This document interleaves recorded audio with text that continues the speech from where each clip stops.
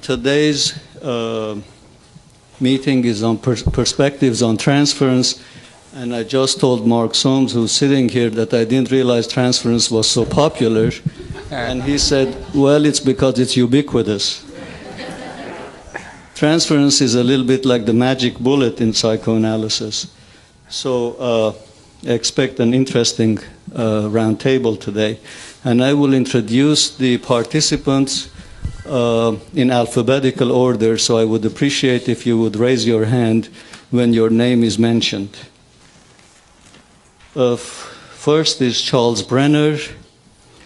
He's training and supervising analyst at the New York Psychoanalytic Institute, past president of the American Psychoanalytic Association, author of numerous articles and several books, the most recent of which is Psychoanalysis or Mind and Meaning, and he's also a highly regarded supervisor of mine from some years ago now. Norman Deutsch is a psychiatrist, training analyst, researcher, essayist, and poet. He's on the research faculty at Columbia University Center for Psychoanalytic Training and Research, and at the University of Toronto. A four-time winner of Canada's National Magazine Gold Award, he's the author of the recently released The Brain That Changes Itself. Walter Freeman is professor of molecular and cell biology at the University of California at Berkeley. He's a Guggenheim Fellow and the recipient of the Helmholtz Award and the Pioneer Award from the Neural Network Council. He is the author of Society of Brains, a study in the neuroscience of love and hate, and how brains make up their minds. Arnold Modell is training and supervising analyst at the Boston Psychoanalytic Society and Institute, and clinical professor of psychiatry at Harvard Medical School. He's a practicing psychoanalyst and the author of 5 books, the latest of which is Imagination and the Meaningful Brain. Bradley Peterson is Suzanne Crosby Murphy Professor in Pediatric Neuropsychiatry and Director of Neuropsychiatry Research at Columbia University. He's also the Research Coordinator of the Philoctetes Center. Thank you. Dr. David Pincus, who is going to moderate today, is the Director of the Mind-Brain Consortium at Summa Hospital of Akron. He is in private practice, a member of the Cleveland Psychoanalytic Center, and on the faculties of Newcomb, Case Western Reserve University, and the Medical University of South Carolina. He sits on several editorial boards and has published articles and chapters on topics pertaining to the interface of mind and brain. His latest article is co-authored with Walter Friedman and Arnold Modell, entitled The Neurobiological Model of Perception, Considerations for Transference. He is also a past participant of roundtables at the Philoctetes Center. Dr. Pincus. There are books written by the participants of this roundtable today outside, so those of you who want to purchase them, please do, and I'm sure they would be happy to sign them for you. Thank you. Thank you, Ed.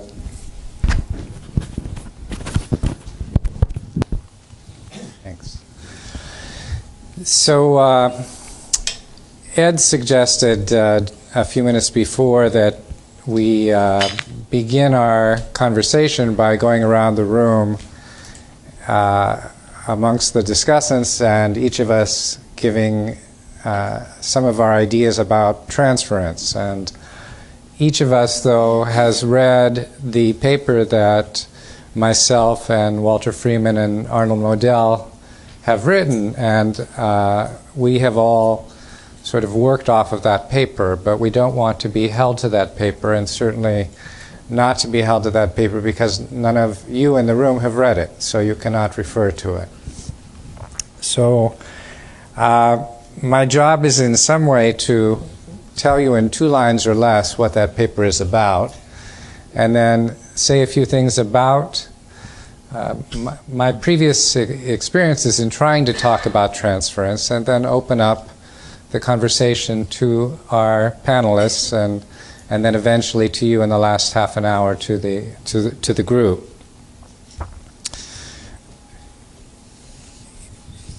It was the round table came about because I had sent the paper to Ed and to Francis, and it was no real surprise to me that they very quickly wanted to have a round table about it, because most people want to talk about transference.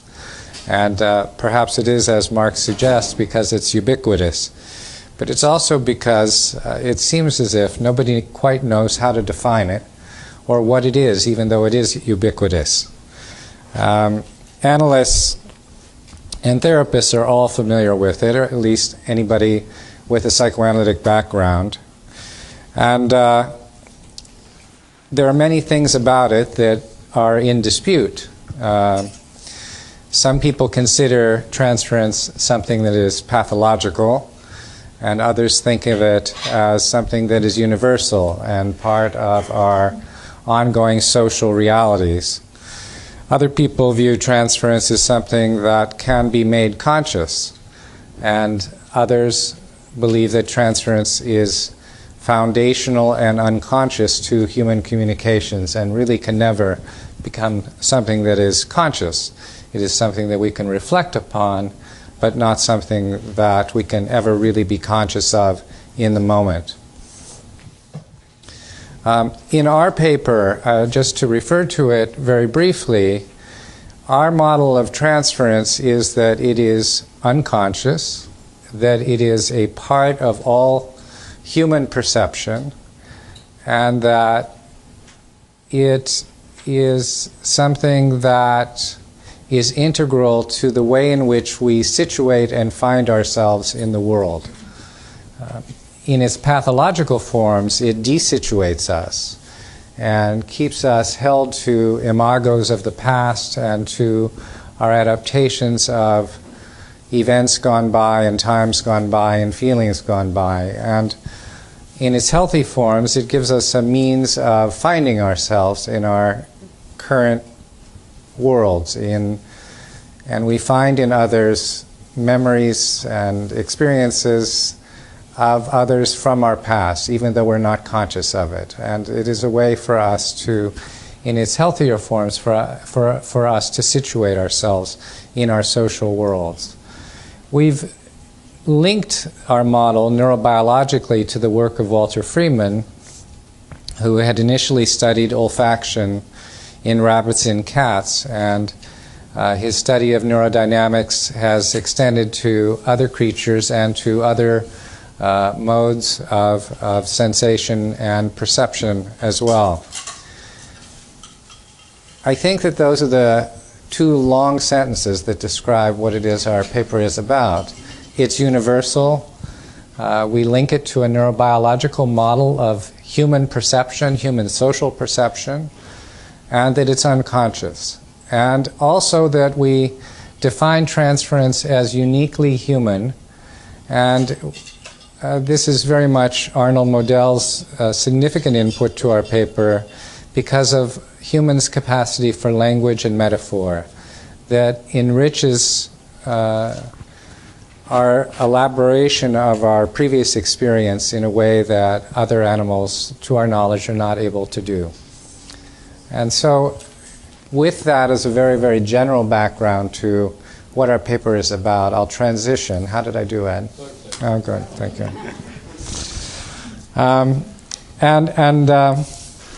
I'll just say that when I've tried to give talks about transference before, it quickly regresses into definitions of terms and arguments as to whether it's conscious, unconscious, this, that, the other thing.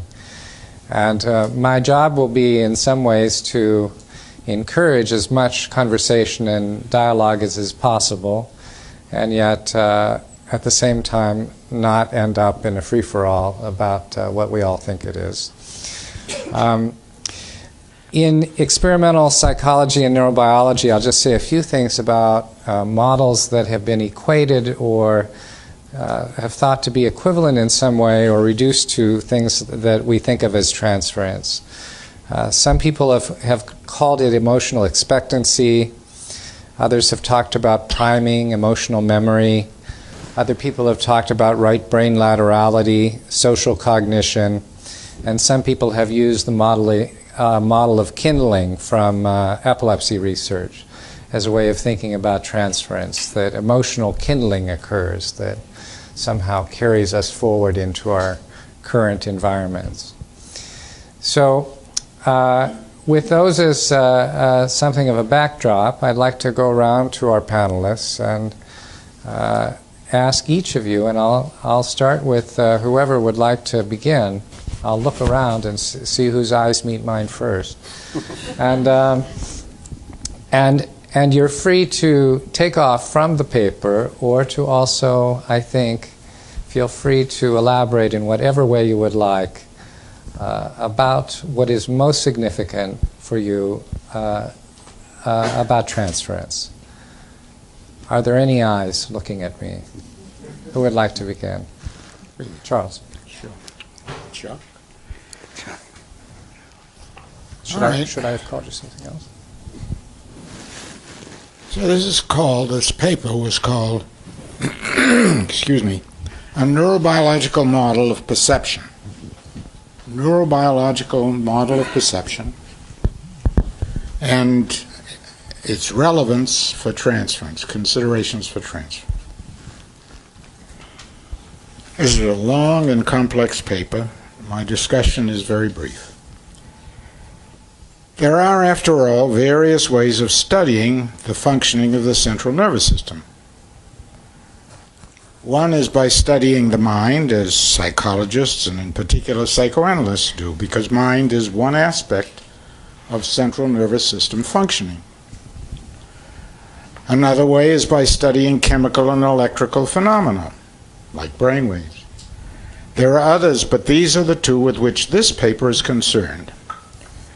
So what are the main points the authors seem to me to want to make? First, that they have demonstrated that present perception is determined by past perception. The present is always influenced by the past when it comes to central nervous system functioning of the sort involved in what everybody calls transference, whatever that means. Second, that transference is not just limited to the relationship between patient and analyst. It's a ubiquitous phenomenon, therefore, and is determined by previous experience. Those are the two principal points as I understood them. Now, I fully agree with both these statements. Arlo wrote about the first, that is, the influence of the past on present perception, back in 1969. And I've written at length about the second, Mind in Conflict, elsewhere.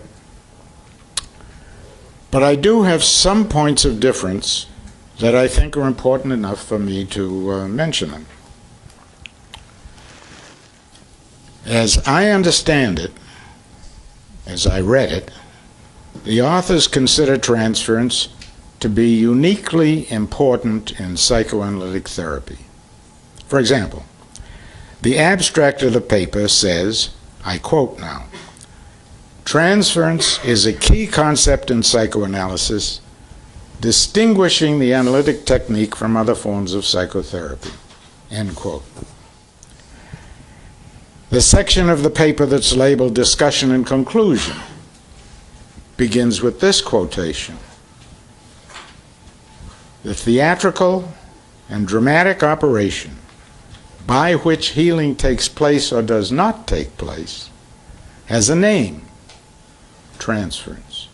So according to the authors, transference is the theatrical and dramatic operation by which healing takes place. Now that second, of course, echoes Strachey's dictum, one he made many years ago, that only a transference interpretation produces truly analytic improvement. Has to be an interpretation of the transference, according to Strachey. Now that's a dictum that many colleagues agree with to this day. I'm not one of them. I disagree with it. I believe that the principal aim of analytic therapy is not to analyze transference. Principal aim. The principal aim, I believe, is to discover and to help the patient become aware of the conflicts and compromise formations resulting from those conflicts that are responsible for the troubles that have brought the patient to seek help. So it's conflicts in general, not the transference alone or primarily.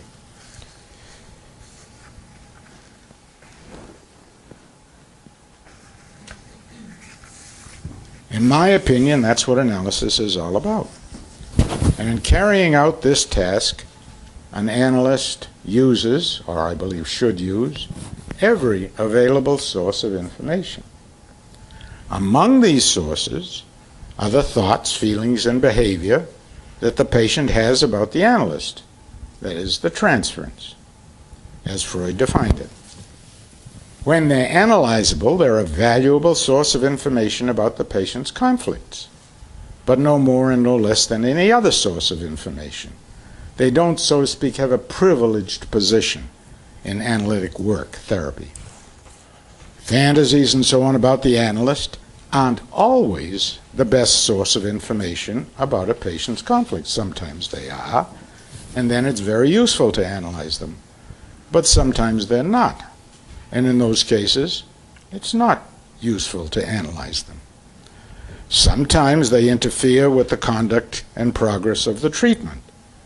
As Freud said, sometimes they cause a resistance to the treatment. In such cases, that's back 1912, in such cases, it's also important to analyze, that is, understand them. But sometimes they're an aid rather than a hindrance to the progress of analysis. And sometimes they're not the best source of the information an analyst is after. To summarize, they don't necessarily take preference. There's one other thing that is essential to be aware of and to keep in mind, in my opinion. The conflicts that persist throughout life and that are ubiquitous in mental functioning, I believe, are conflicts over the pleasure-seeking wishes of childhood. Wishes that become indissolubly connected with fear and misery. Freud's term was anxiety. I don't think it's possible to discuss the phenomena called transference without including some discussion of the incestuous and aggressive wishes and fantasies of early childhood. That expresses my hope for one, at least, direction of the discussion. Thank you very much. Any comments, or shall we go on with other comments at this point? I think if we talk about Charlie's comments, it'll take us off track because we'll get into the varying opinions of what works in psychoanalysis, which isn't really what we're here to talk about. Oh, it's in the paper. That's why I talked about it. Yeah, okay. That's fine.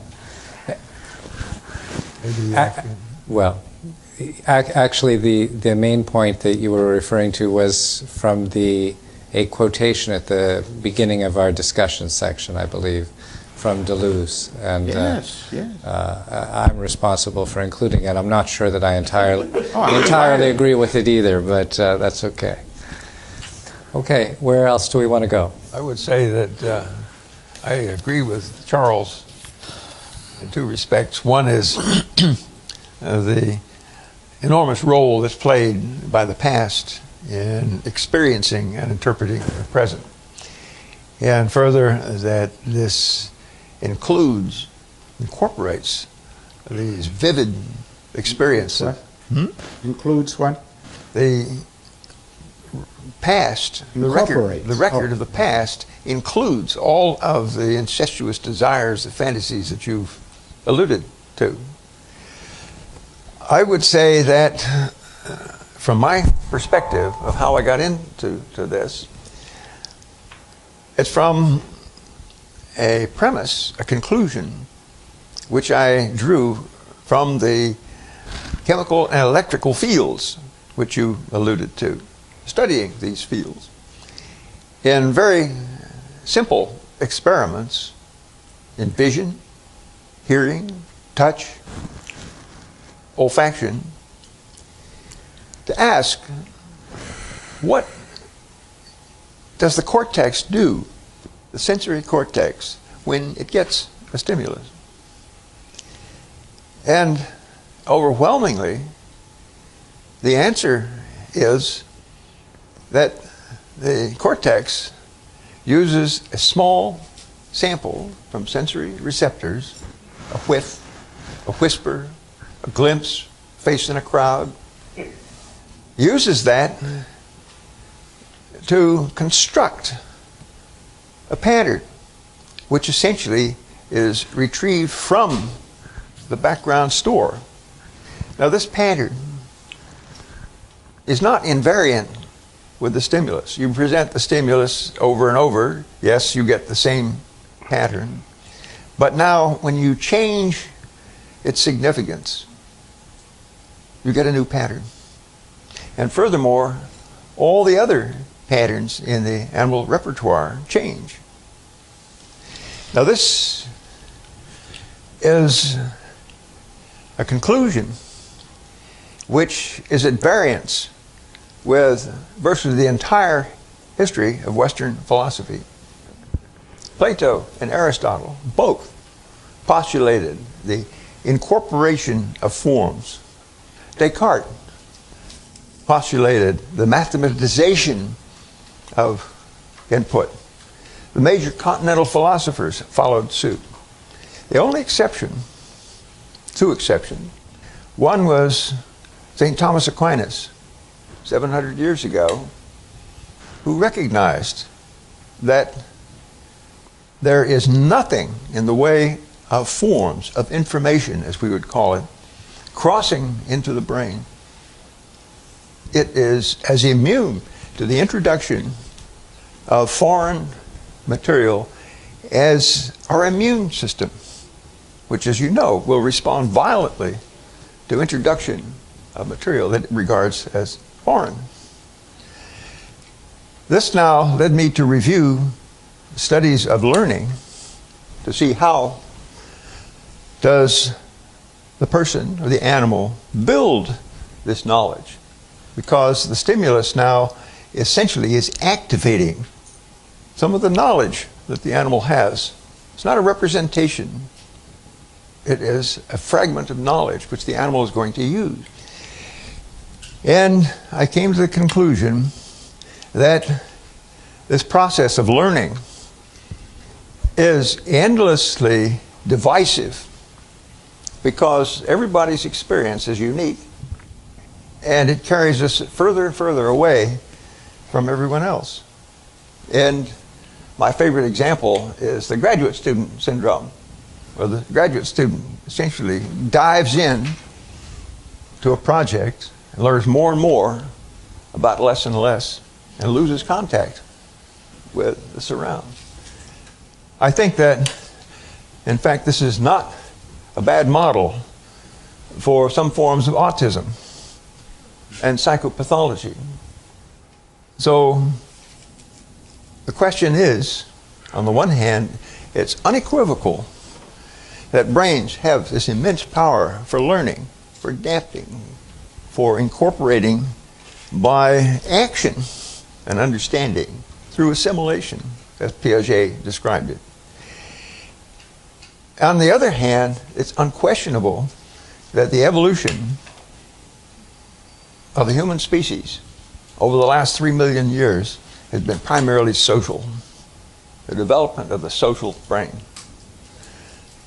How is it possible to reconcile these two principles? How is it possible now to have not just individual knowledge, but shared knowledge? And from this, then, and my readings in Pavlov and in William Sargent, The Battle for the Mind, and related texts, I realized that there is a process which we neurobiologists have been neglecting, which is the nature of affiliation, of bonding. And we can now identify the hormone. It's a 9-chain amino acid, oxytocin, that mediates now not learning, but the dissolving of past learning, allowing for now the formation of new learning. I think the most powerful single instance of this process at work is seen in adolescents who, for the first time, break their bond to their parents and form a new attachment to a loved one. They fall in love. That's catastrophic.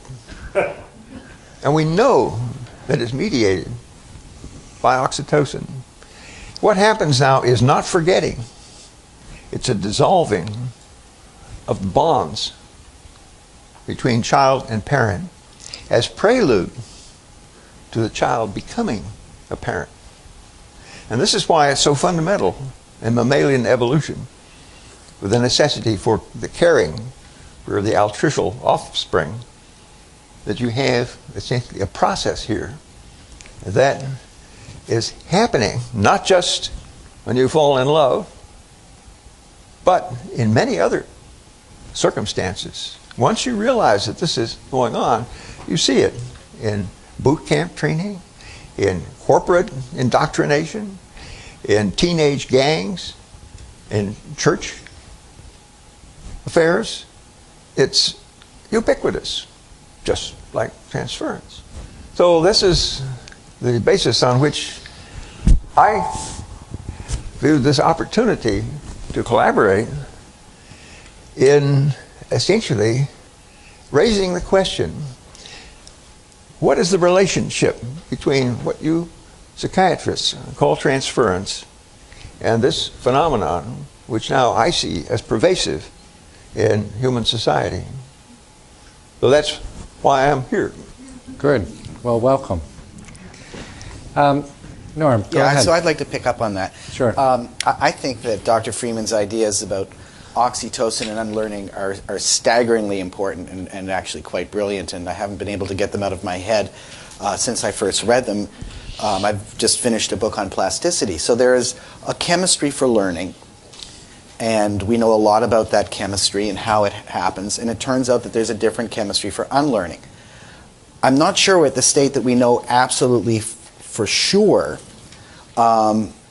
all the details about oxytocin and unlearning, but it's just, I mean, I think it's a remarkably brilliant insight, because what he's found is, look, as human beings, I'm being as presumptuous by reframing what you just said, but because we're plastic, and so much of our brains are plastic, including our perceptual apparatus, and we all see differently, we use different parts of our brains when we're seeing. We thought these maps were immutable, but they move around inside us. We tend to become idiosyncratic and experience the world very differently. But because we're social animals, we also need to somehow or other see it in the same way, especially if we want to cooperate. So he basically pointed us towards this commitment neuromodulator, and then pointed out that there's this other literature about oxytocin where it's called an amnestic brain chemical to do with dissolving.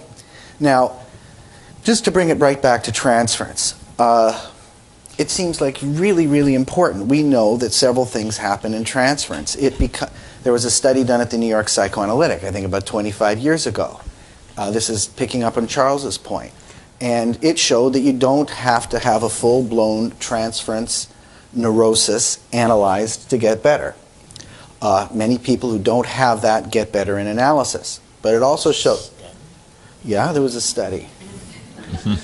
You were thinking deep thoughts, but it was actually going on over a number of years by the New York Psychoanalytic. It was an outcome study that was He's one done. of the proponents of it, so I don't know why I proposed it. So. Well, someone was listening.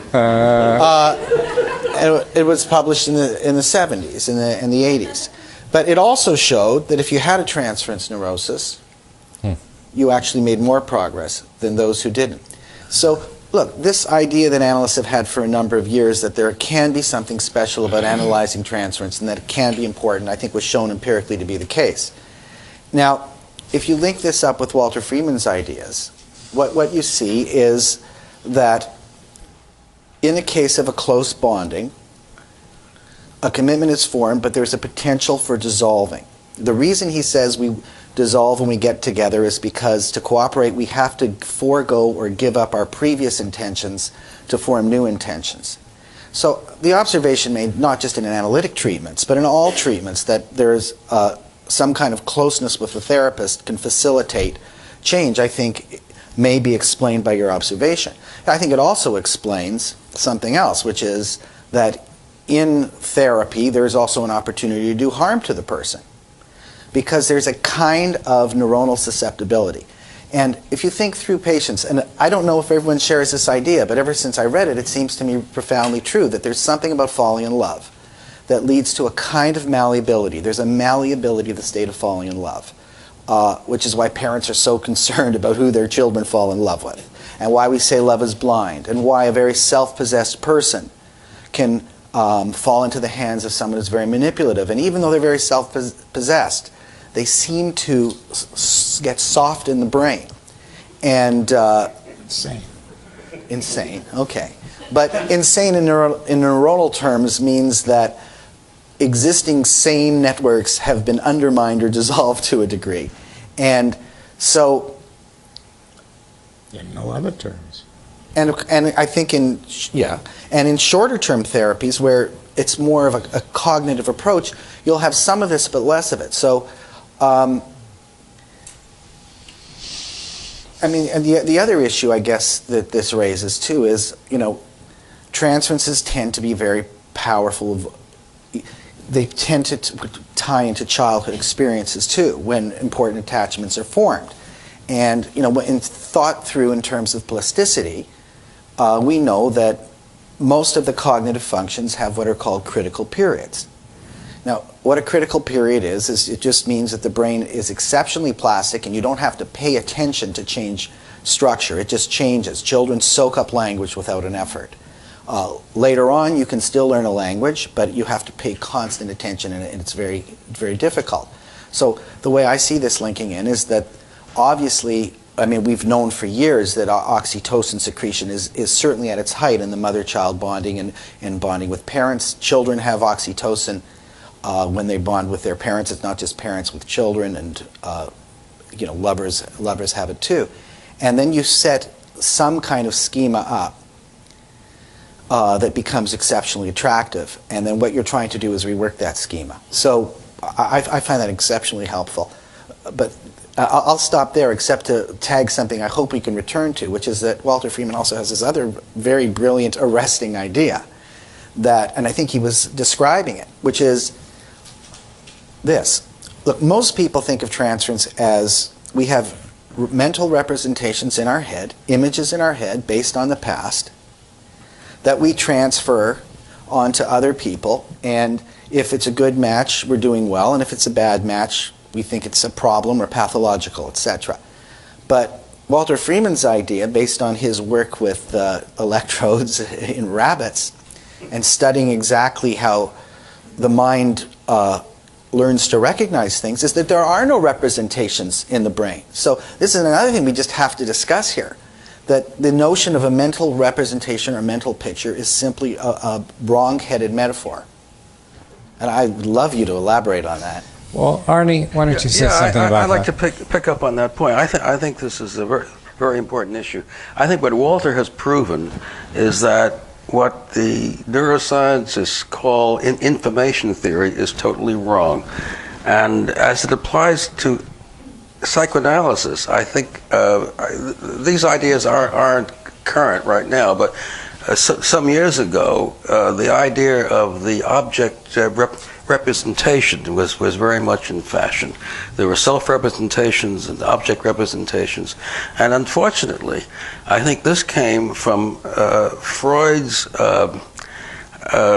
reading of John Stuart Mill, who turned Barred from Locke, and it is this old philosophy that there's something out there that we take in, and there's a kind of mirroring inside. This is not how the mind works. This is not how transference works. I'd like to also point up another aspect of transference that we haven't talked about yet. And that is the notion is not only transference is a selective idiosyncratic process, but it is a kind of emulator of the future. The idea of transference as a expectation in terms of what will my response do to the other. We run a kind of internal script, as it were.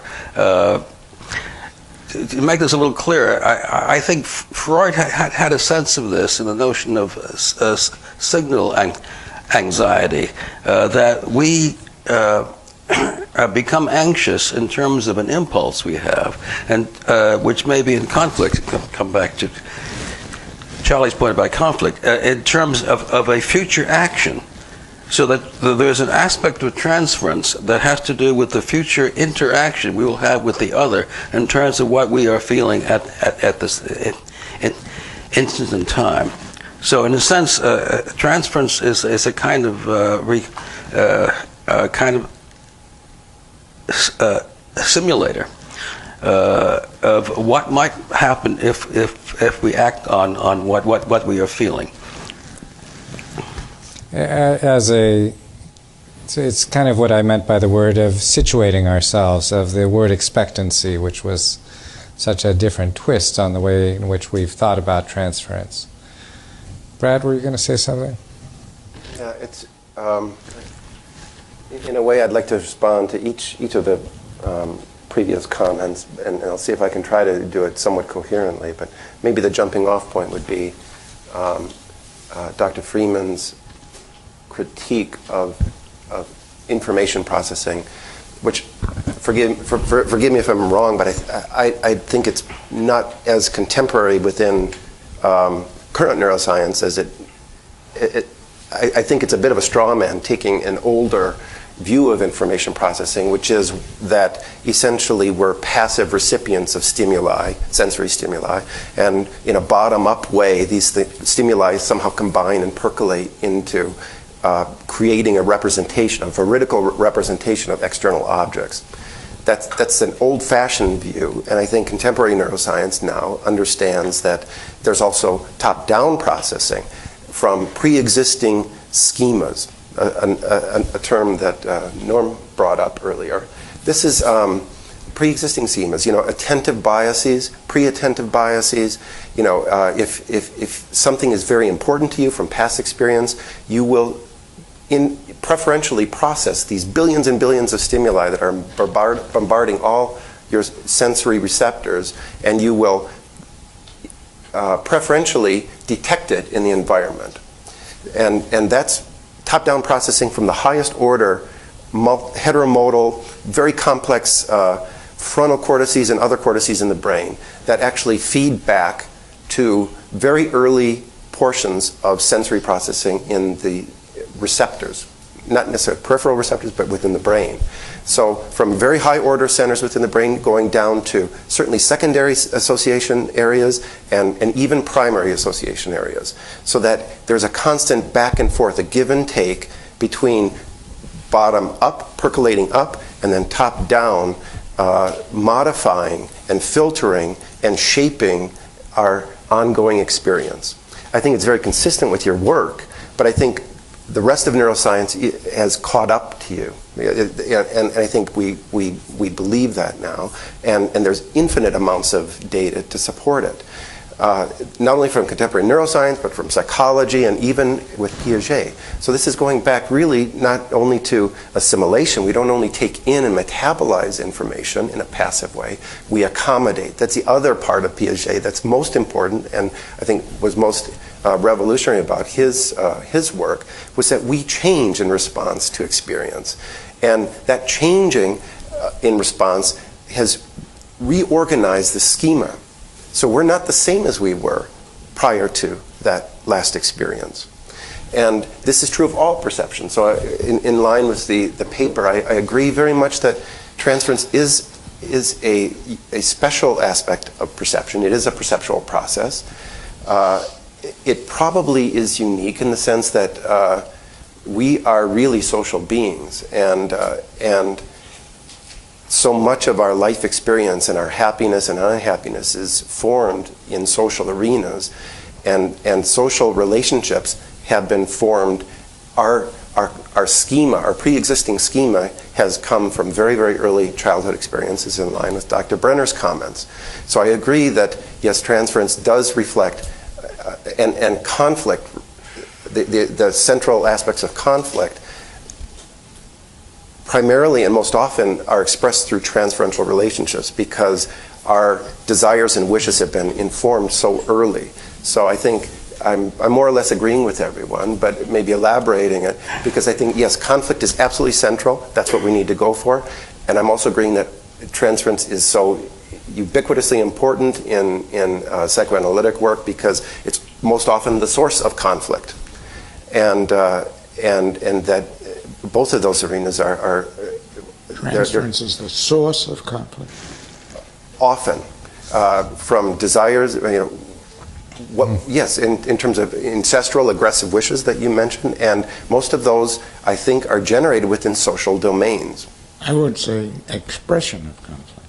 Okay, that's good. Formed by conflict. Yeah, well, perhaps. I'm willing to say that's possible and probably right. I think aggression can also be a consequence of frustrated wish, for example, that have been established by my pre-existing schema of what I want from the next person I meet, and that wish from the next person I meet has been informed by my prior experience, and often very early prior experience. Frustration and aggression. Yes. Yeah, but I just want to, Brad, one thing though, about, and this is, I guess, one thing I struggled with in the paper. Psychoanalysts often are trying to map their idiosyncratic concepts on other concepts, and there's some mapping of transference onto the notion of perception, for sure, and perception and memory have already been mapped together by some neuroscientists like Edelman, and I think Dr. Modell showed that those are very close together. But it seems to me that there's a problem in tying in transference to perception too closely and to this notion, because you see the transferences that are of most interest to psychoanalysts are the ones that don't accommodate. Absolutely.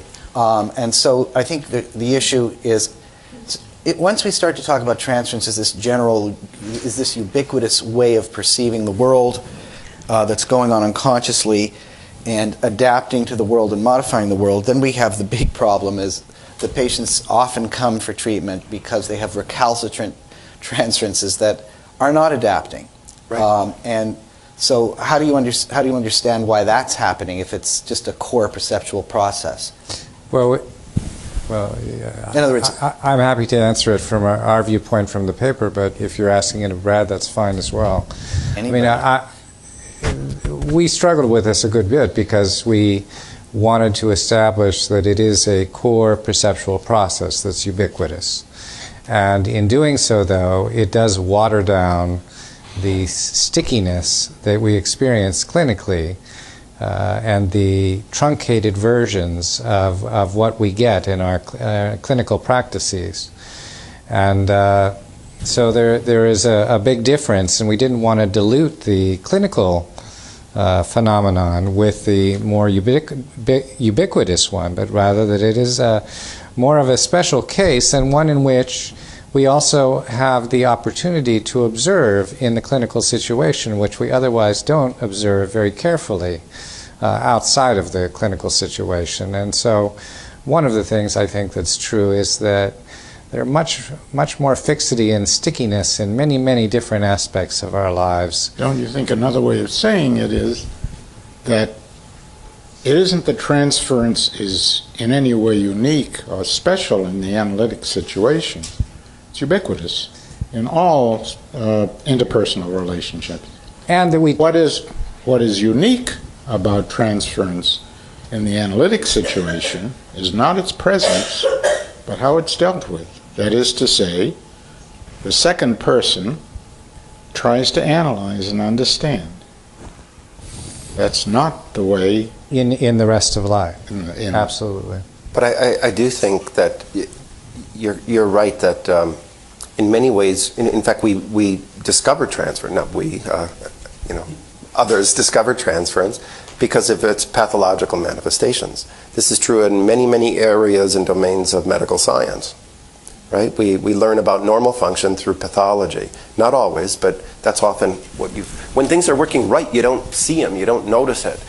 And so this is ubiquitous, and most often it does come to clinical attention when it's not properly flexible, when there's an inflexibility, a failure to accommodate to external input and reality in a way that's adaptive. So if someone, for every single person, every single male they meet sees, an abusive, harsh, demeaning father, that's pathological in the sense that it's not helping their lives, it's making them unhappy.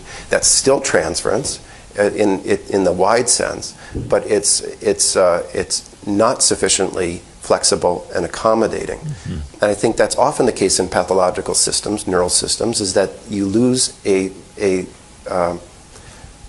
degrees of freedom, you lose flexibility in the functioning of those neural systems, and that's what I think is happening with transference. Now, the problem with that, obviously, is that it makes people unhappy, but often it's generated as a motivated inflexibility. It's generated by fear. It's a defense, and it's generated, and it is associated with conflict because you both want that person to be the father and to undo the traumas that have happened, and at the same time you avoid that person or react as though they're going to traumatize you again. I mean, we all know how that plays out clinically, but I think that's another way in which the conflict enters when this system is sufficiently inflexible and pathological. And in its inflexibility, we tried to use motor descriptions and Parkinsonian-like kinds of things. And in terms of dynamic modeling, we talked about fixed point attractors and things like that. There's ways of trying to describe what is otherwise a much more flexible kind of behavior or flexible anticipations, as to contrast that with things that are much more rigidified and strictured in some kind of way. And I think that the analytic situation takes advantage both in our ability to observe and interpret and to participate in some way that we don't otherwise have that capability of doing. You're saying, which I think is absolutely right, that there's a great danger in analogizing thought, with motor behavior. Mm-hmm. I agree. It's not a... Calling it inflexible, that doesn't describe thinking. No, it doesn't. But it's a way of capturing the restriction to it. One of the things, Arnie, were you going to say something? Because I wanted to get to the point about consciousness of transference, or the potential consciousness of transferential processes. That is a very lively topic amongst many people. And though, Arnie, were you going to say something at this point? Well, I'm going to say, I think what we ought to keep in mind is, I guess the audience hasn't read this paper, but I think Walter makes a very important point, which we made use of, and that's the distinction between sensation and a perception. My take on it would be is that the fixity of transference has to do with the lack of freedom of interpretation of meaning, and we haven't used the term meaning in this discussion. But Walter, he have to talk. He'll tell us. But he has observed with his rabbits that the sensation in the nose is undone, as it were. I mean, that may not be the best word, but it's negated in a certain sense. And Walter's research comes very close to Freud's discussion of the mystic writing pad. If you remember this paper, where Freud posits that the incoming percepts are wiped out. Wiped clean. Wiped clean, yes.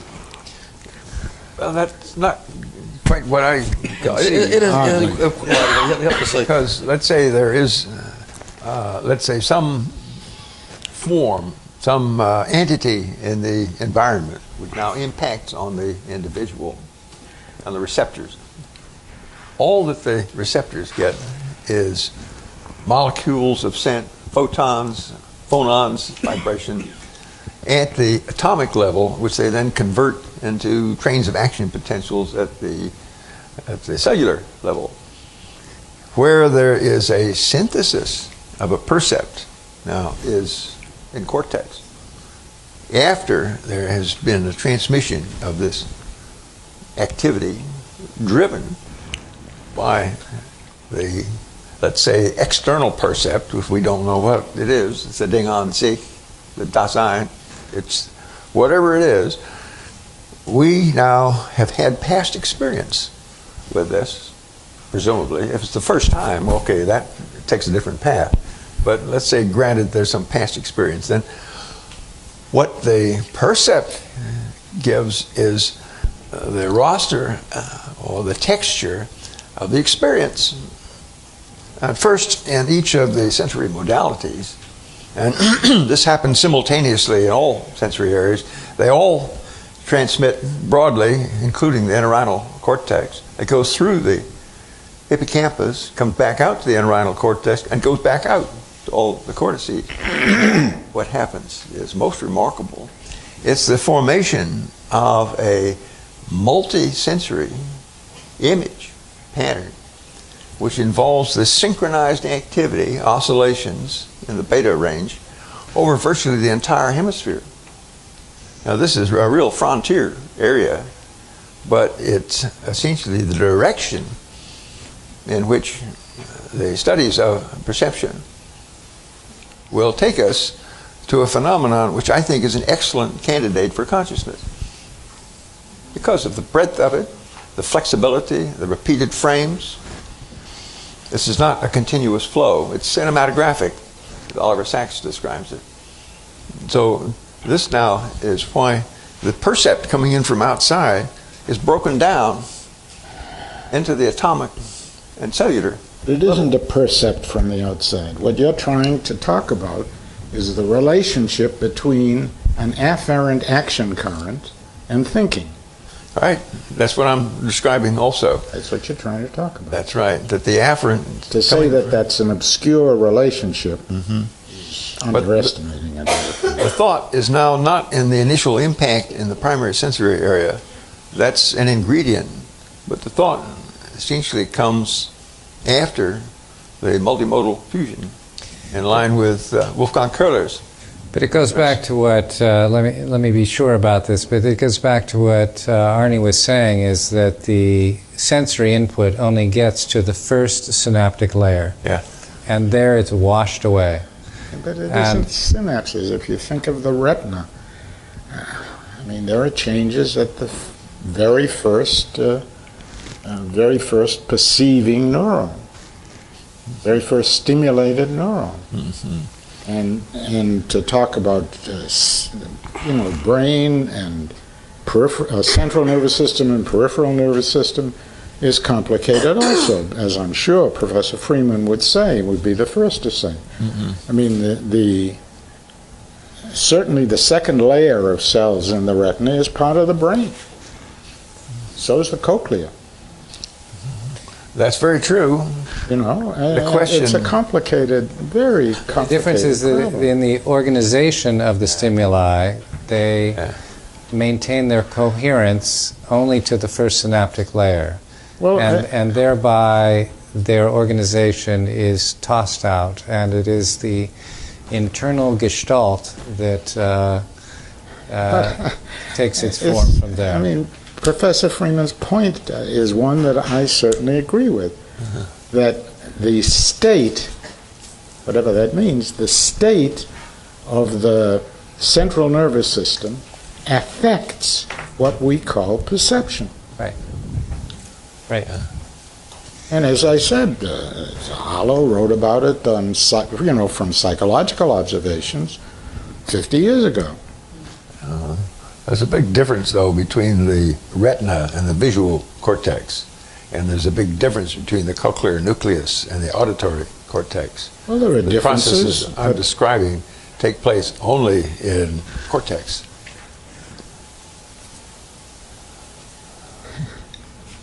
There's I'm an not enormous sure. amount, as you know, of pre-processing going on in the visual, auditory, and somatic systems.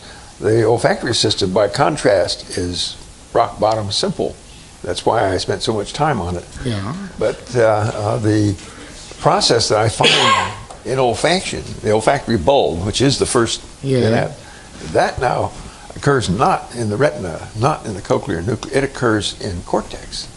So That's where you have the topology of connections, which give you these dramatic oscillations that are crucial to the whole construction process. I don't see how anybody with even a medium knowledge of neurophysiology and brain physiology can dispute what you're saying. Absolutely. I agree. That we've got our problem has suddenly evaporated. Well, if that... I don't think we had a problem. I started out by saying I agree with what you say. There are certain things that you've said that I would elaborate, but basically I would agree. If that's the case, and we don't have a problem anymore... Well, that's got nothing to do with transference, though. Huh? What is that to do with transference? I can say something to that. I may be taking off in my own strange way, but my translation goes something like this. Equivalent to sensation is our unconscious reaction to the other person's feeling states, which we then create a percept by interpreting it. All right. You're looking at me as if Unconscious reaction to a feeling state? we, as analysts, pick up. I can give you a example of transference that occurred quite recently in my practice. A very commonplace, simple-minded reaction. My patient was going on at great length talking about something. I didn't see the point of it, and I was getting impatient. And I asked him, what did this mean? But he picked up my impatience. I'm talking about the tone of voice as a communication. It's a communication. A feeling state, right? Which It's a communication, Harold. it's a communication. It is a raw input, unconscious input. I'm saying something very simple. I'm saying that this is. I take this to be analogous to a raw input, which is then interpreted as a percept. Now, When you say a raw input, what does that mean? it means unconscious, an unconscious percept. Feeling the other person's feeling state is an unconscious percept, which we pick up by tones of voice in psychoanalysis. But you just said that he heard your communication, your tone of voice, as saying to him, I'm impatient. Yes. Is that unconscious? No. It's a nonverbal communication. But it wasn't unconscious with it. Sometimes it's unconscious. Don't misunderstand me very often. But in the example you just gave is a beautiful example of nonverbal communication. Yeah. Right? So In this case, it was being unconscious. conscious or unconscious. But it often is unconscious. Of course. I think many times, in fact, usually, perhaps, the sensory stimuli to which that we're constructing as an internal experience, actively constructing, are out of awareness. So, for example, I mean, I have no idea if this is relevant to the example, but let's just say that the patient is, out of awareness, at some level intuited the impatience, but then responded as in a sort of paranoid stance. You're going to attack me because you're impatient with me.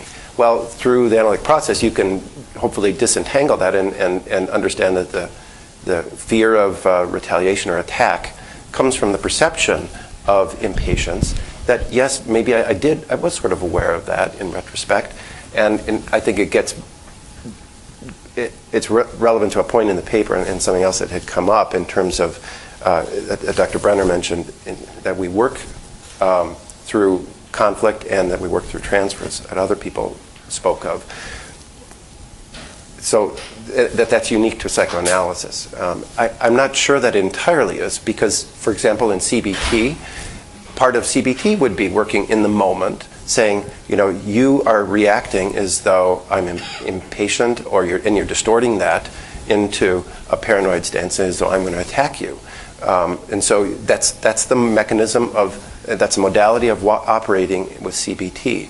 And I don't think that, and often that will occur in a sort of relationship mode with the therapist and the patient.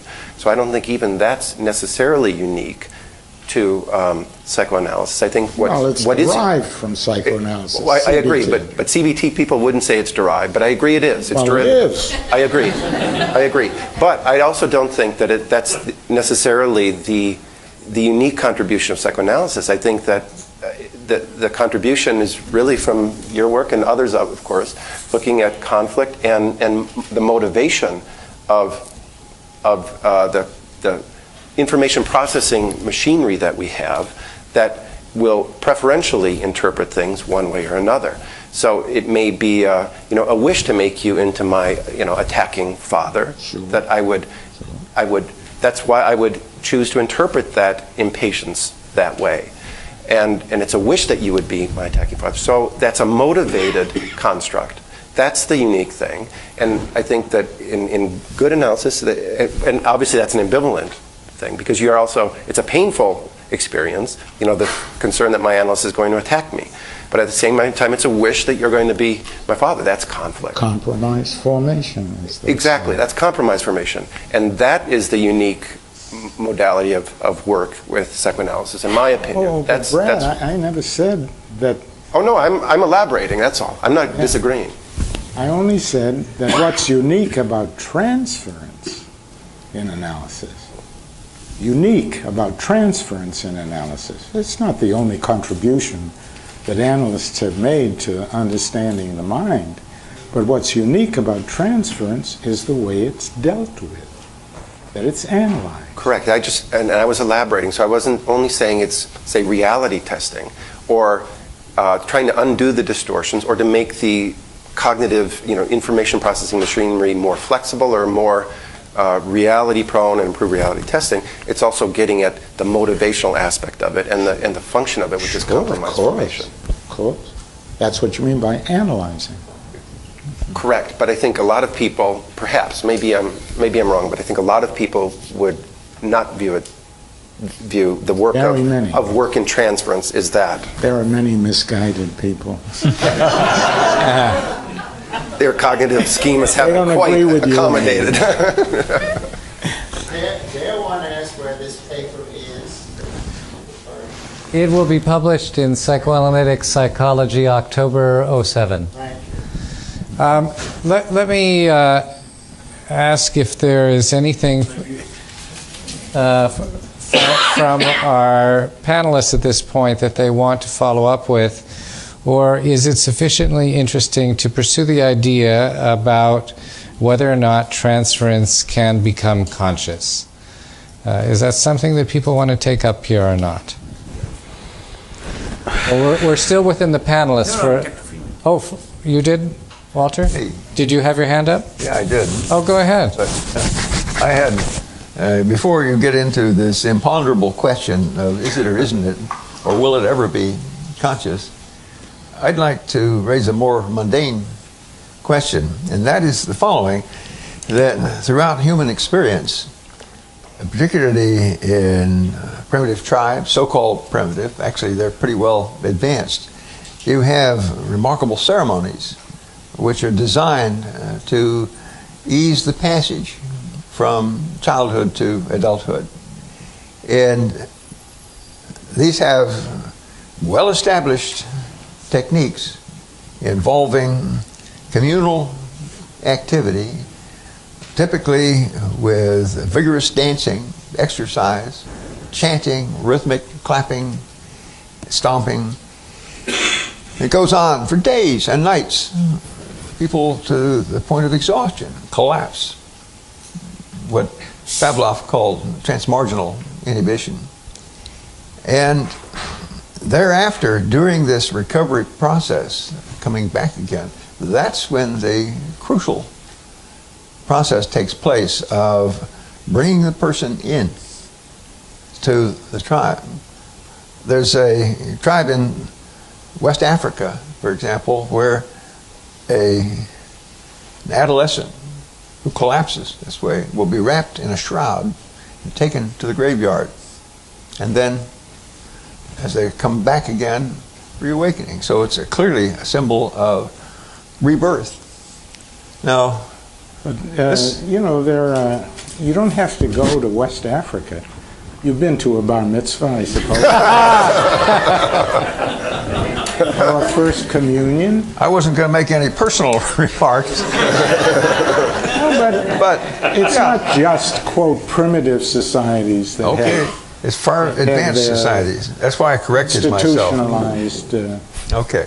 My point is that this is a form of social engineering, Yeah, sure. which is designed to bring about behavior modification of a very deep kind and a very desirable kind. You see this I experienced in hazing and fraternity, where it creates a lifelong bond with the old grads, which is outside consciousness. It's just there. It colors my behavior, even though I rebel against that kind of coloration. But my question to you now is that somehow I feel you've been tiptoeing around this question of social engineering, of the techniques that are widely used, widely practiced for behavior modification of this basic kind, which apparently are not in use in psychiatry, in psychoanalysis. And my question is, why not? Because the modification is much less than you think. That's what psychoanalysis or psychoanalysts have discovered. Well, you see this, let's say, in teenage And when hoodlums. somebody falls in love, for example, it's not just to rupture the bond, it's to renew the bond with somebody else. It's determined by what went on before, as you say. Well, I'm saying that there is a power to these techniques which is neglected. I would say that this is a major problem in inner cities with teenage gangs, hoodlums that essentially bond to each other in circumstances where What does there's it no mean, supervision. bond with each other? They form blood-related gangs. They exchange wounds. They cut each other and share blood. They have rituals in which one of them has to go out and kill somebody, a random choice. You've heard of this kind of thing. Now, this is going on in our inner cities. But it also has a sexual significance. Highly so. They all do. But that's my question is that... And that sexual significance is determined to a much greater extent than you are willing to agree, is determined by past experience. Yeah. Actually, I want to disagree with Charles about one thing. So this issue as to whether there is a rupture. I'm about halfway through a book by Leonard Shengold called Haunted by Parents. And one of the things he talks about is reanalyzing people who didn't get better, and finding that a number of them have formed, I'm using this word internalizations, but identifications with or internalizations with parents who are in some ways abusive that they can't let go. So they end up repeating sadomasochistic attachments. And when they do get better, the person goes through this incredible crisis of feeling like they're going to die as they detach from that internalized bond to the negative parent.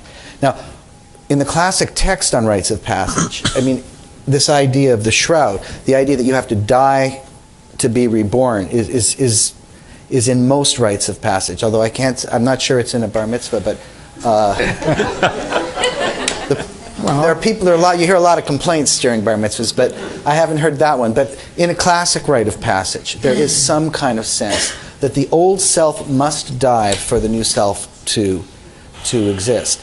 So I think in some analyses, when there is a bonding with a problematic internal image that you can't let go of, you can't conceive of yourself with existing without that love, that as the person starts to get better, they will have dreams of things dying, people dying, catastrophes happening, etc. Obviously, I'm extrapolating, but from individual cases. But this is, it seems to me, what Schengold is also documenting, and it's of course going on in the head. The parents could have been dead for 30 years, but I think that you're onto something again very important, and it may be a kind of archaic representation of what happens when we go through vast kinds of neuronal change. That's neuroscience speak for what we would normally call in analysis mourning or giving up the attachment, etc. But this piecemeal thing that happens when we mourn, the fact that mourning is piecemeal is very interesting from a neuroscience point of view. It does seem like what has to happen is you have to bring certain neuronal networks, activate them, pay attention to them, and then alter them. And that's what, in general, people who study plastic change find when you're trying to do any kind of learning. That it requires paying concentrated attention. Analytically, making the unconscious conscious.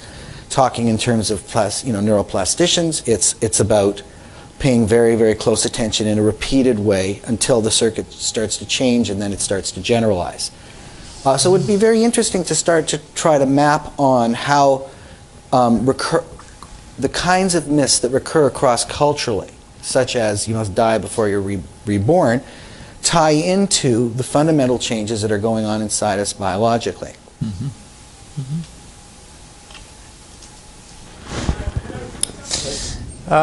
Norman, I would only say I think we're ready to thoughts go. are biological phenomena. I feel like About a biological phenomena too, as well, sometimes. What? And sometimes they're about biological phenomena. Of course. Yeah. Of course. But they are biological phenomena. Yeah, I'll do that. I'll say. Okay, so I think that we're going to go to our audience, and we're just not going to get to my interest in the unconscious and transference. I could say something. And if you're going to have a question, please come up to one of the mics and introduce yourself, and I guess say where you're from, if you would. Nobody's going to answer my question. Why we don't do it? Okay, now I think I know. It's too Hello, everybody. touchy. Can you hear me? Sure. This is Dr. Melissa Wanamaker. Louder. I particularly was interested in Dr. Friedman's discussion of the child dissolving the bond to the parent. To the and parents. forming other new attachments. Yeah. Now, I just cannot see how it sounds as if they had a bond to the parent originally, then that died or stopped, and then they went on to a new attachment that was unrelated to the original attachment. Now, I don't understand, as I have understood transference, how that can be. Because it would seem you have an either-or situation, whereas it seems that in the usual perception of transference, the original connection is carried forward in future relationships. It's different, and yet it bears enough of the sameness that it may be healthy or it may be unhealthy. And the patient brings that to the analytic situation, and through transference, they form a bond with the analyst, which is then interpreted. And mostly, patients bring unhealthy new connections and relationships to their sessions, which are interpreted. And ultimately, after a long period of time, usually, it seems that there comes to be an understanding of the nature of those relationships and how they're based on the original ones.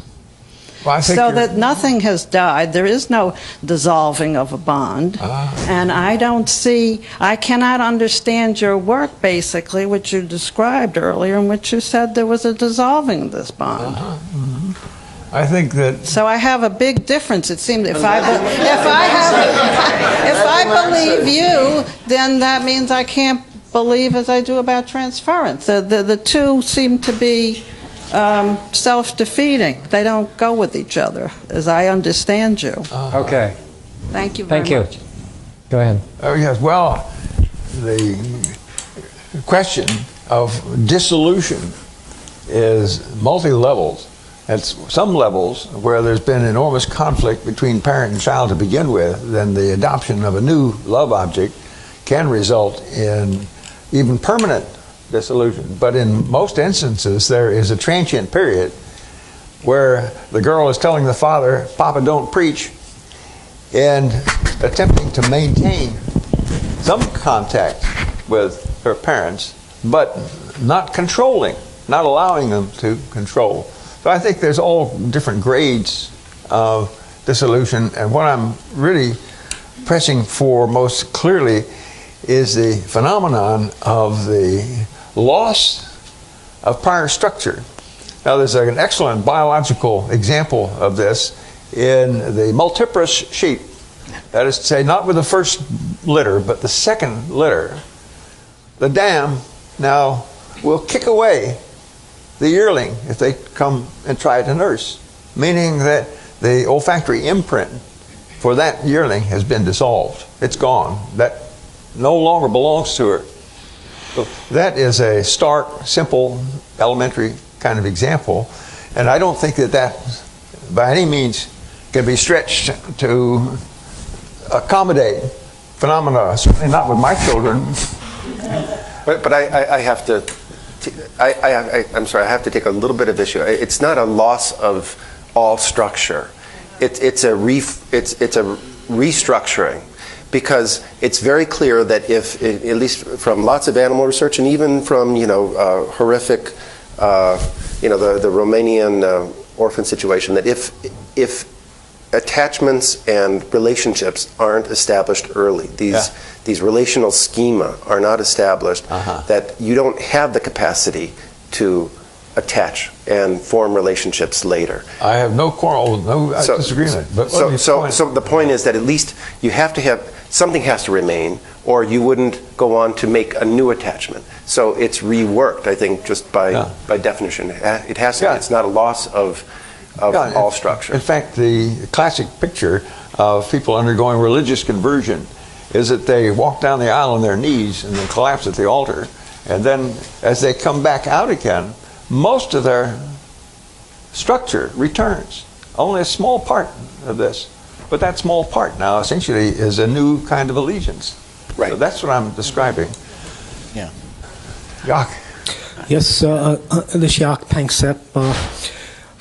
I think the one point of agreement clearly that hasn't been discussed very much is that the most interesting aspect of transference is emotional, and that is the issue that really comes to prominence in psychoanalytic situations.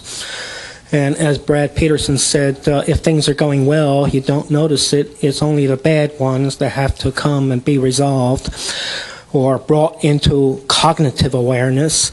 But the dilemma is that these affects are in a primitive form of consciousness.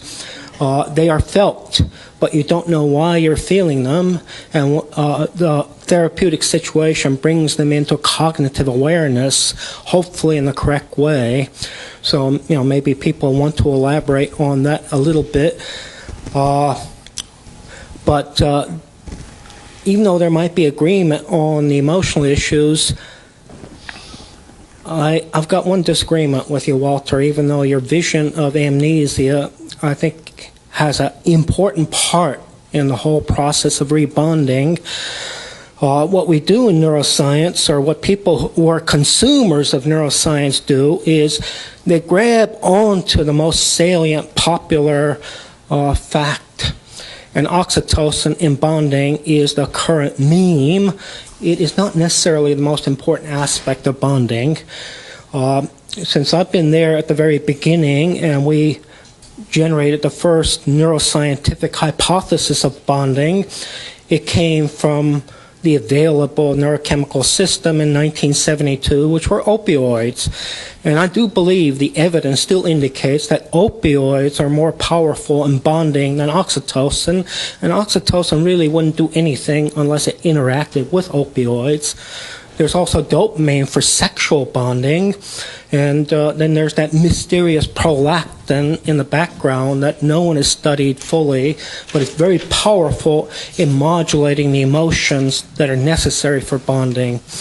So please wipe from your memories, if you possibly can, the meme that oxytocin erases the slate, unless Walter will correct me with data, as opposed to hypotheses. So let's go back in history when people were independent of this kind of neuroscience, and you go back to Homer's Odyssey, and Helen of Troy has been returned after the wars, and the most famous of the warriors has not come back, Odysseus, and Helen decides that she will throw a celebration for the lost warriors, especially Odysseus. And everyone congregates, and after the conviviality wanes, people start talking about Odysseus and the other lost warriors, and everyone gets sad, and the party goes down the tubes. And Helen, of course, is highly distressed by this situation, so she decides she has to solve it pharmacologically. And she slips into the wine an anodyne, as it was described by Homer, the sweet magic of forgetfulness, which Walter was talking about. And of course, now ethnopharmacologists want to know, what was this sweet magic of forgetfulness? They only have three options. One was alcohol, and there was already plenty in the system. It's a funny form of forgetfulness. Then there were opioids. And the only other option was? GHB. You only wish. Cannabis. And if you take these, the high probability is that Helen put opioid, tincture of opium, because that takes away sorrow. It melts sorrow. And when you melt sorrow, you open up your mind to new associations. But we do not have this kind of data from oxytocin, except a little bit of human data suggesting the cognitive apparatus gets a little dull. Not necessarily forgetful, but dull. I'm sorry if I'm taking so long. No, that was not my point. Yeah, David and I now are doing some oxytocin experiments, and because of your hypothesis, we're going to inject that into the study.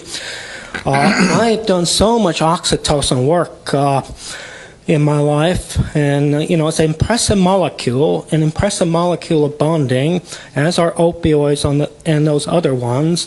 But if you're really looking for the sweet magic or forgetfulness that opioids can do for all the negative memories, but it's a temporary anodyne, a temporary solution, there's even a better one. And that better one is cannabis, the third alternative. What modern neuroscience has dramatically demonstrated is that anyone who's been high knows your cognitive apparatus goes to hell at a high enough dose. You can't remember anymore. You literally, one moment have an experience, the next moment you're wondering what that experience was. Cannabinoids are massively amnesic, so I would probably reformulate the hypothesis that's so intriguing from Walter, that essentially what happens when you have to make a new bond is that cannabinoids, a molecule of momentary joy, allows the passage to a deeper and newer joy, a newer bond. So, any thoughts? Okay, I want to, Walter, I wanted Walter to respond, and then I wanted to say something after Walter. Okay, good. Yeah, I'll be brief. Essentially, I strongly object to your characterizing this process as amnestic, forgetting. It's not. It's no. I am not, against the idea of the value of a good forgettery.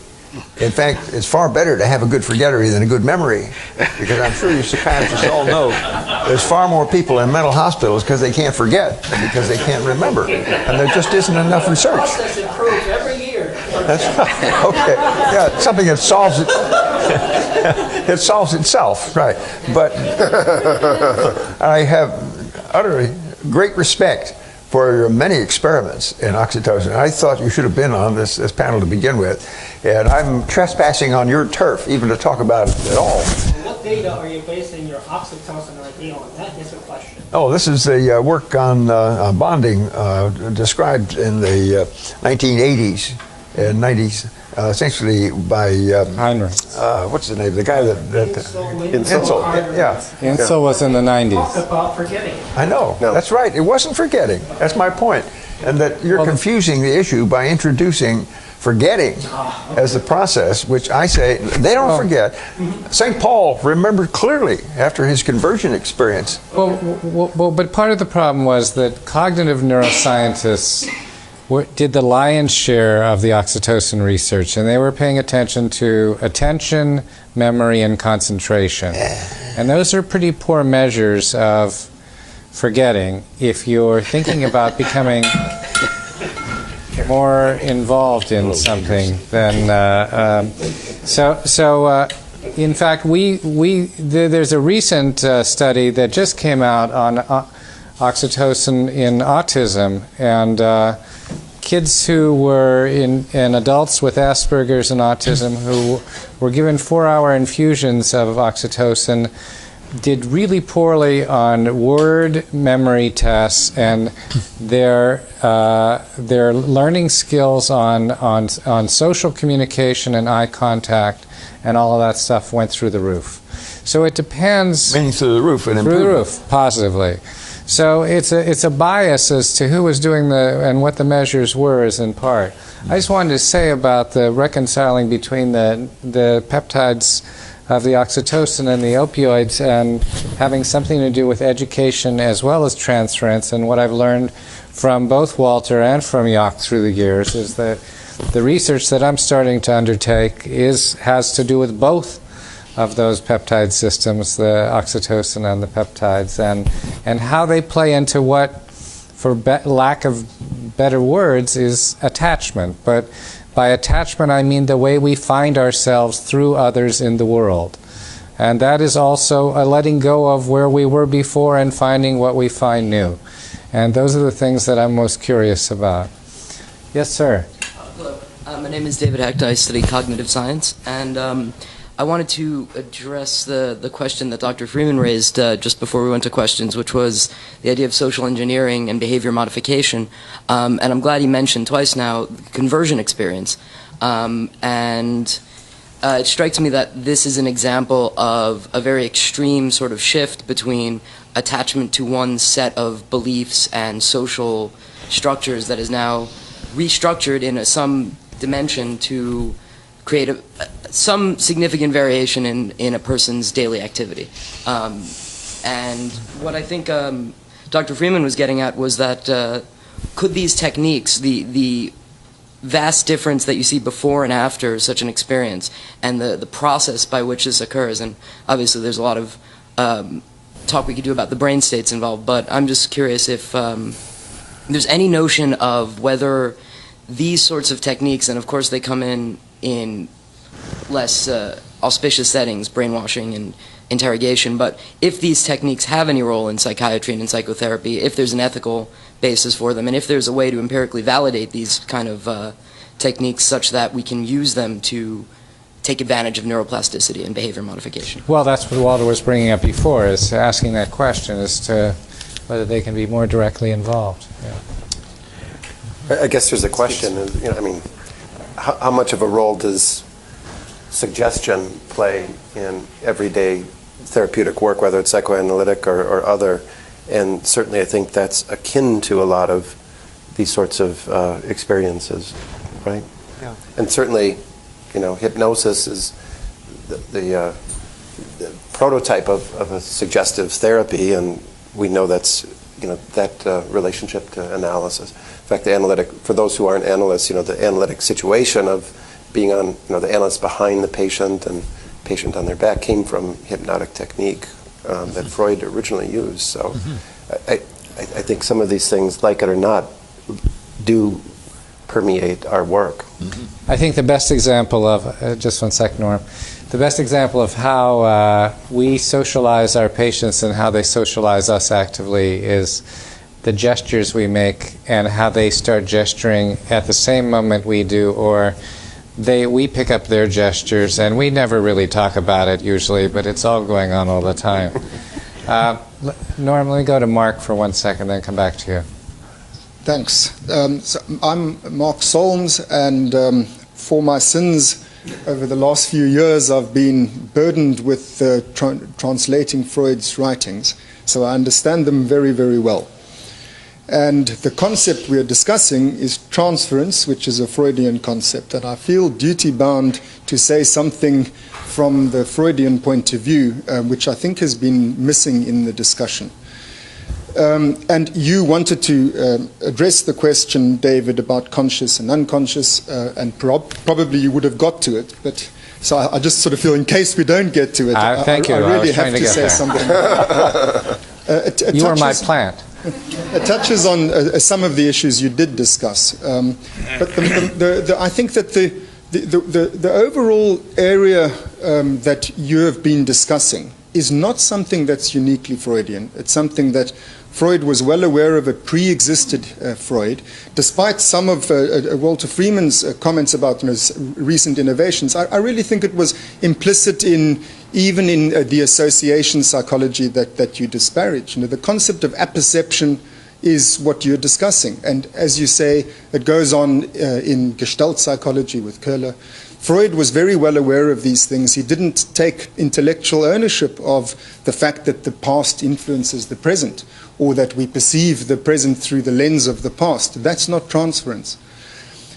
Transference is a pathological phenomenon. It's a clinical phenomenon. I know that Brad and Charlie referred to that, and I just want to clarify it. Freud divided the broad field of psychopathologies into transference neuroses, narcissistic neuroses, and psychoses. Please note, transference neuroses, a whole category of disorder. Psychoanalysis as a clinical method was designed to treat those disorders. It was designed to treat transferences. It's a very important point, you see. It's a clinical issue.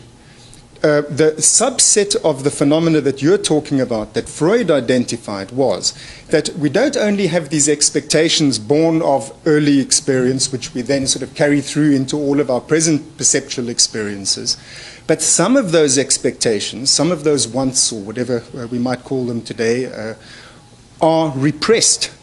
Some of our wants we don't want to know about. We refuse to acknowledge them.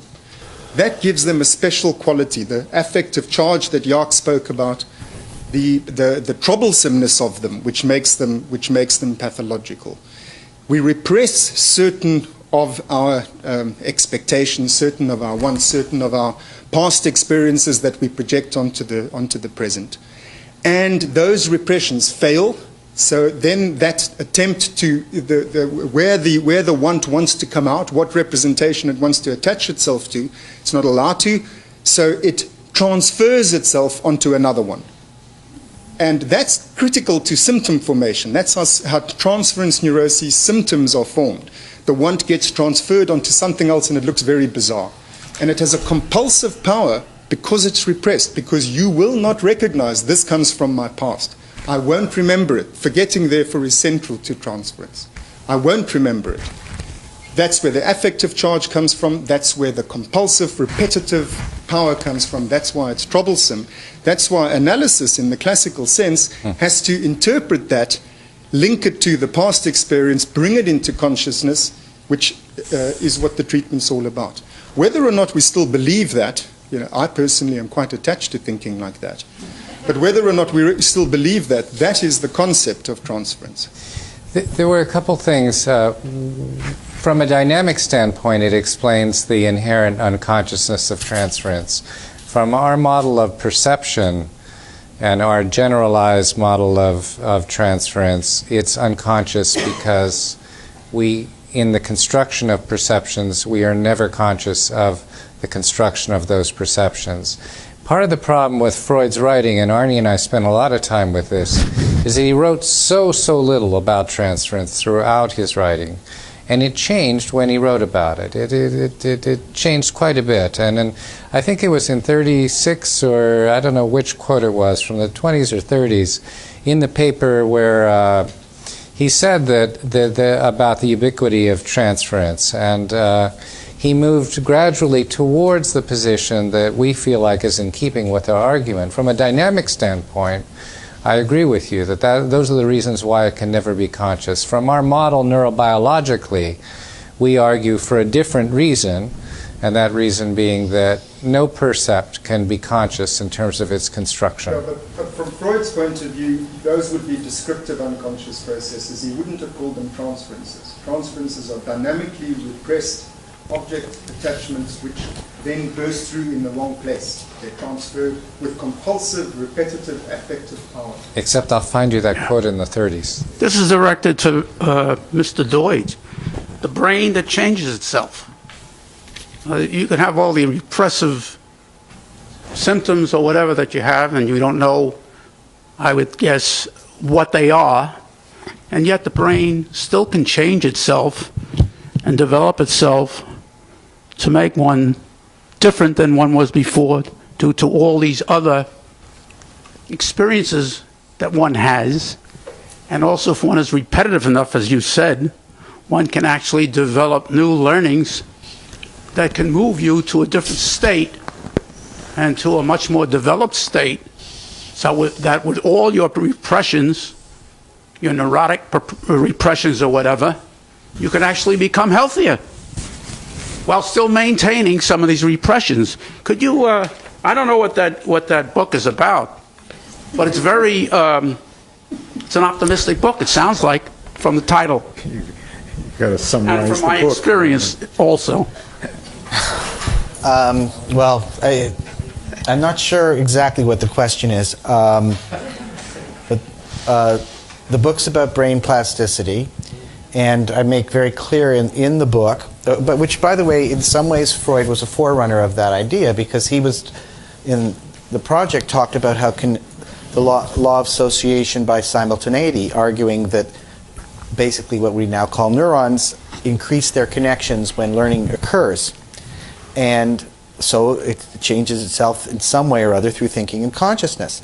But brain plasticity can lead to flexibility, and the book, if you're asking, is about all the ways, the unexpected ways in which brains reorganize themselves after strokes, kids with learning disabilities getting over them, in the therapies that work, and so on. But the plastic brain turns out to be both more resilient than we thought the brain to be for the last 400 years, but it also turns out to be more vulnerable.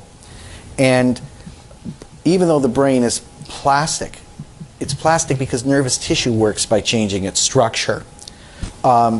It's also a habit-forming machine, and our innate human brain plasticity can give rise to behaviors which are either flexible or more rigid. Okay, so when people get stuck in habits, that's not a sign that the brain itself lacks this fundamental property of plasticity. That's actually an expression of plasticity, because once networks get established, they tend to be self-sustaining in the brain. Norm, you were also going to respond to something earlier, and I never got back to you. Can't remember what it was. Okay, sorry. Yes, please. I'm Laura Tessman from the Boston Psychoanalytic Institute. First, I want to say how grateful I am for this fun and fascinating discussion. I want to add a comment or an example about the question of fostering change, which I think is in line with much of what Walter Freeman has talked about. Some years ago, I did a study of psychoanalysts, interviewing them very intensively about the change.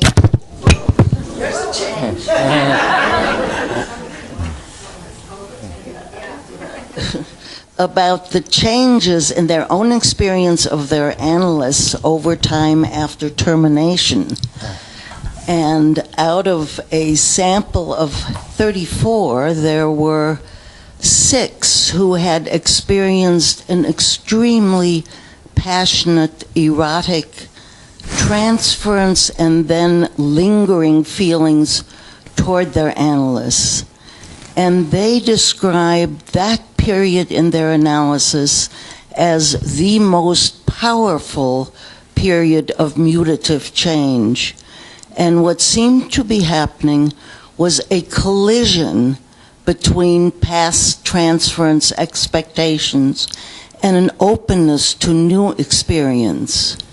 And what was essential at that point was not only or not primarily the matter of interpretations, but something about the actuality of the analyst as they perceived it and the possibilities in the analyst for being a figure with whom a kind of not just attachment interest or attachment intimacy, but where they could risk the most erotic and passionate feelings from past and in the present, and where that could be safely done. It was also true that that was a time of extreme vulnerability, and some of them, particularly the men who were analyzed in the 60s, when male relationships were quite different from now, and who tended to experience indifference or a rejecting of their longings toward the analyst, that could be extremely damaging for a long time to come. So I have no knowledge about oxytocin, but think what is actually in the room is very important as far as fostering or stymieing change when possible. Thank you.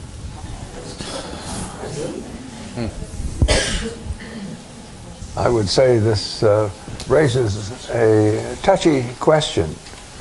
A little louder. Okay. That's good. I'm with you. This raises the touchy question about the relations of analysts to their patients in the sexual arena, which is fraught with immense complications, not only legal and ethical, but physical. Now, I think it's very clear that oxytocin is, in fact, involved with the reproductive process, not merely peripheral, as we've known for over 100 years, and as mammals have practiced now for 80 million years, but also the significant changes inside the brain. That's new and still poorly understood, and certainly the opiates are involved with this. But it's quite clear that the release of oxytocin is strongly related to sexual intercourse and orgasm in both males and females of humans and other animals. And so intrinsically, if transference is related to this process, which I think it is, you have to face this complication head on to recognize that your patients now are in this, as she described it, vulnerable state, but so is the therapist. And in fact, if he or she becomes terrorized by the threat, it's very obvious. It appears to me that we are on very delicate ground here in proposing this connection between transference and the fundamental processes of bonding in reproduction. So I don't have any answers. I'm just raising this issue. Maybe you want to address that. Very indirectly. Although a little bit. I actually wanted to introduce yourself. Oh, I'm Bonnie Smolin, also from the Boston Psychoanalytic. And I wanted to amplify something Mark said and then touch on the dispute, that may be too strong a word, between the two of you. And indirectly, I think it does bear on your question. Going back to the Freudian perception of transference, what he proposed in those early years that Mark almost got to but didn't quite complete was the notion that at some point the cause of the illness that he was trying to cure would cease to generate symptoms and produce in its place a transference neurosis. And that this transference neurosis would give him, as physician, direct access to something that in other respects would be immaterial and inaccessible to his efforts as a physician because he didn't have psychopharmacology in those days. And so in that sense, the transference neurosis is really a very powerful analytic tool, and I think I agree not to be confused with the basic mechanisms of projection distortion, which are probably made use of in forming the transference distortions, but aren't themselves transference phenomena in the dynamic unconscious sense, which I think is what you were saying. But on the issue of what it came to mean to Freud over time, which I think is an incredibly complicated subject, I would say one thing, which is, having recently reread Analysis Terminable and Interminable. That's where the quote was from. For the interminably nth time, it really, the reading one gets, I think, and I don't think that I'm the only person, I might be the only one who says it this way, is that he shifted over the course of his life from believing that the most powerful theory of mind that he could write would be one in which he could explain how one could cure a neurosis or a neurotic symptom. That this was a key into potentially a very full understanding of the mind, and came to much more think that the most powerful theory he could ever write would be the one that would explain why you couldn't cure it, or how people mostly don't change, rather than how people mostly could change. And he was far less optimistic, and in that sense, I think his view of what is left over of the person after you subtract the neurosis or the neurotic symptom, and therefore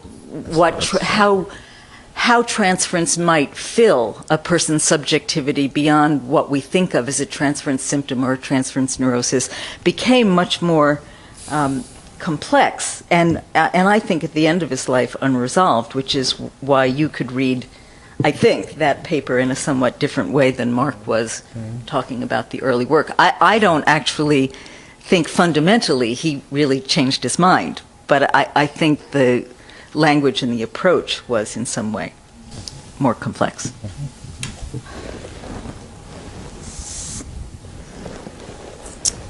We have 5 minutes, and we have no more questions from the audience.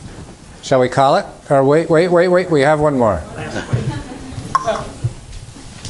If I followed some of this, my name is Steve, there are 3 challenges to psychoanalysis, I think, that were put out. The last one, Freud's change of opinion from curative to why it's not being cured, and the issues that you raised of both the sexual danger and the means of change, you know, the reference to societies that have initiation rituals. So those three things seem to be strong challenges to psychoanalysis in terms of transference. Why use the transference? Is this simply historical? Is this an accident of, or was this a wisdom of Freud, or etc., that it got started, to opening to there's been a lot of work in over the years in terms of breathing, in terms of stress reduction, relaxation, meditation, which would, I think, work on a very basic brain level of alteration, as well as some kind of resonance on all these other levels, so that one would have an alternative to what might be then seen as the trap of transference, to run through that whole long history to see if you can dissolve or not dissolve, or if you're going to end up like Freud, that it doesn't dissolve, to these alternative approaches. So I think there's a challenge that's very strong that's emerged in the discussion that's not discussed, that's not being discussed, that's been heard maybe, but overlooked. We'll have to take it up in our next paper. I suspect it. All right. Thank you all.